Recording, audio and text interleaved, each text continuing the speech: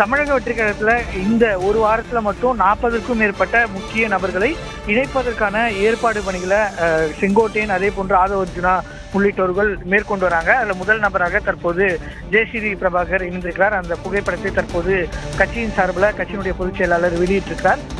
அடுத்த சில நாட்கள்ல அடுத்தடுத்து கிட்டத்தட்ட 40க்கும் மேற்பட்ட நபர்களை இணைப்பதற்கான பணிகள் என்பது நடைபெற்று வருவதாக கட்சியினுடைய தரப்பிலிருந்து தெரிவிக்கப்பட்டு வருகிறது.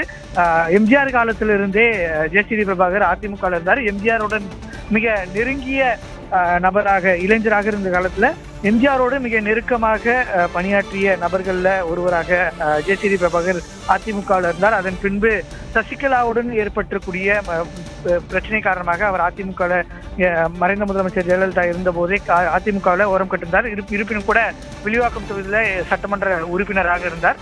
தற்போது கடந்த சட்டமன்ற தேர்தலில் வில்லிவாக்கம் தொகுதியில் தோல்வியடைந்துள்ள முன்னாள் எம்எல்ஏவாக OPS உடன் பயணம் செய்து வந்தாலும் தற்போது அவர் தமிழக வெற்றி கழகத்தில் இணைந்திருக்கிறார். பாலா.